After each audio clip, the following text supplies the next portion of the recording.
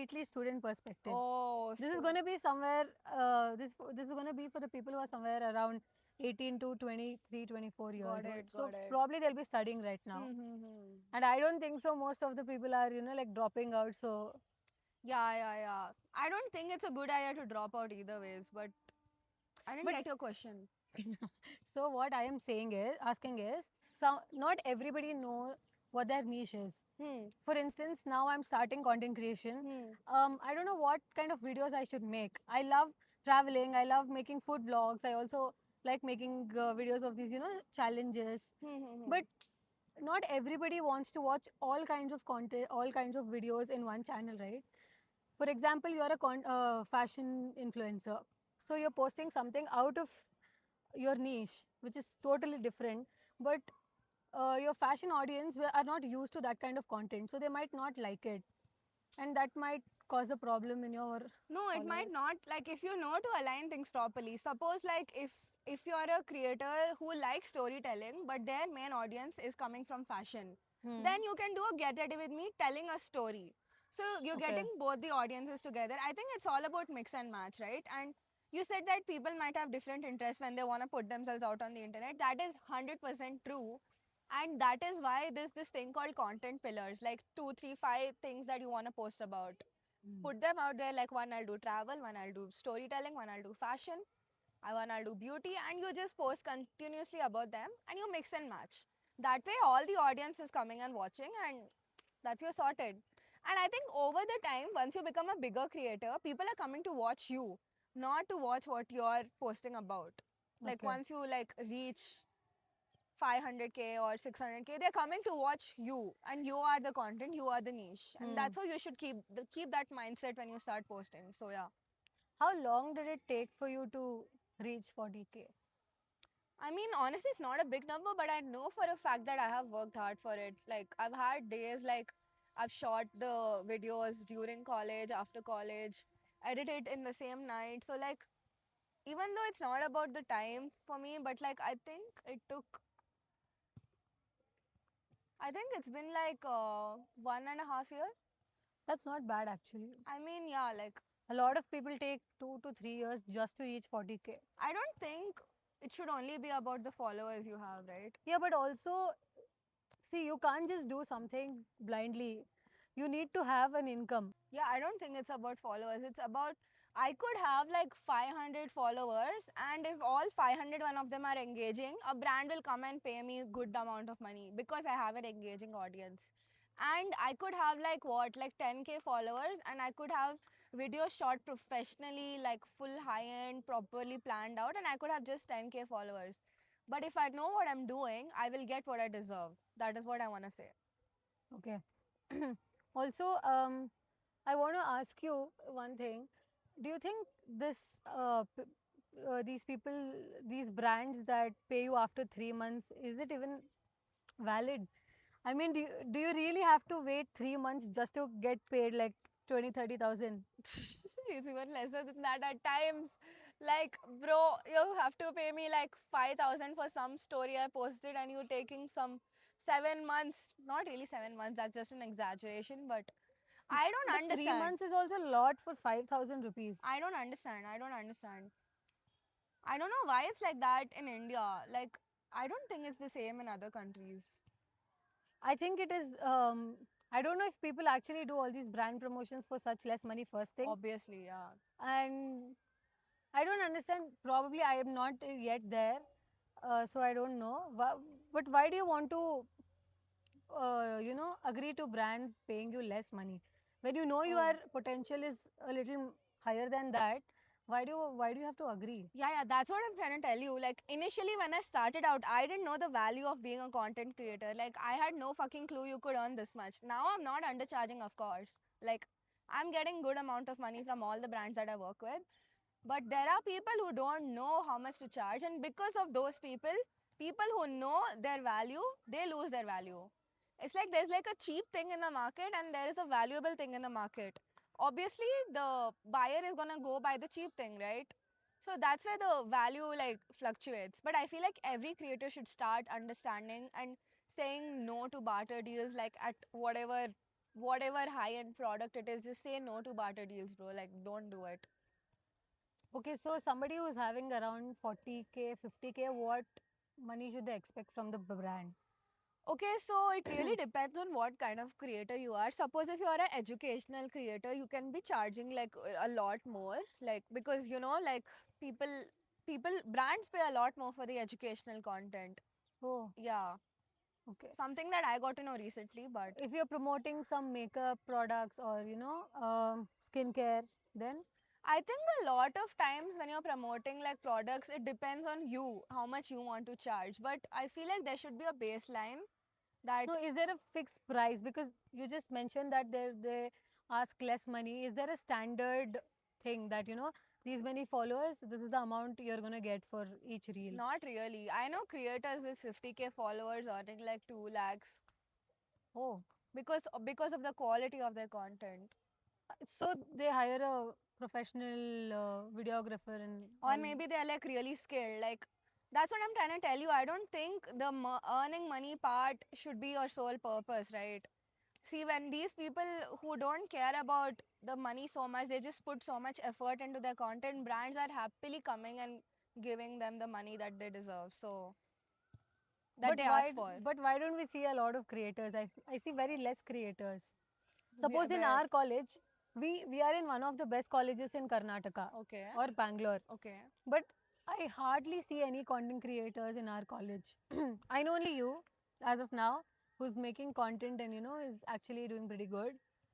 I I think don't see people are people. too focused on studies that they don't want to like try out different things right now. Maybe I'm not true. Maybe I'm not right, but But do you think making content creator your career is a good decision? it has a both yes and a no. See, Explain. firstly, as a content creator, you have the freedom to like You are the just boss. yeah, it's like you get to say yes or no. You get to choose how much money you can make in a month. You get to choose how to spend your time, and you get a lot of sponsored things. I'm not telling that that's the only thing that should matter, but one more thing that I really love about being a content creator is having a genuine audience. Is Mm. having someone behind the camera who's coming and seeing all nice things that you're posting. They're coming, replying, suggesting. Like, I love having a community. So initially I was like, I love posting myself. But now it's like I love this community I have. I love the connections, the network I've made through it. So yeah. Okay. So through content creation, you made more network than going to college and making friends. Easily. So you're kind of saying that content creation is better than actually going to college and studying. No, I didn't say that. Okay. I mean, I'm the last person to say this, but Okay. at the end of the day, you never know what will happen when you're a content creator. Like, there could be months you would be making like very, very, very little money, which could not be enough for you. And as you all know, the payment timelines are really bad. And I would suggest brand deals shouldn't be your only source of income. You should have like subscription or like YouTube, something like that, you know? You could have your own digital product. But yeah, I would say having a degree just in case is great. Just in case. Or having some other job experience, you know. But when you're doing this, I see a lot of people talking about being tired. Like they're just tired. They're done with everything around because you have to shoot your content. You have specific deadlines, and then when you come to college, again you have your exams and projects and your deadlines that you'll have to finish. So how are you managing all of this? And Hmm. do you think you should manage and balance things, or you should just choose one and do that the best? I mean, as everyone knows, doing one is better than doing all, but some of us don't really have that luxury. Like, we can't just completely quit college or completely quit content. Like, we have, like, some of us, for example, me, I can't just do that because I never know what is gonna happen. But yes, But would you use this degree ka skills anywhere? Do you think you would be using it? I feel like whatever you learn in college is also at the end of the day self taught. Don't you think? Like, okay, Yes. the teachers can teach you so much, So much? like this, so much, but you can teach yourself so much. Yeah, I agree. Because, are you okay? Hmm. Because at least in my college, we learned most of the things. Bro, is this going to be controversial? Imagine somebody It'll be sees it. It'll be Post, nice. post. Yeah, what's the next question? So I was saying that colleges are not really teaching you everything. At the end of the day, you're learning it by yourself. So why not I just sit at home, make content, become best in one single thing, and then earn money out of it. Yeah, that's true. But like for that, you need to be like 100% sure that I can go all out in content. Like I can go fully all out and I But can. how can you be sure about anything? You That's never know, there. You right? never know. You never know. I never knew I would be here. I never knew I would, I don't know, like working with brands, traveling, meeting other people, creating, going to events, brand events. I Mm. never thought. Do you think Bangalore is a good place for creators? I think it is, but there are places better than Bangalore, of course. Like, I don't know how true it is, but as far as I know, like the creators in Mumbai are having a better deals and a lot of better events and a better Mm. brand endorsement. So, That's why I see a lot of creators are from Mumbai yeah, because I there are a think lot of opportunities there. even Delhi, but I'm not telling Bangalore is bad. Like, Bangalore is the biggest F&B industry in the city, sorry, in the country. Hmm.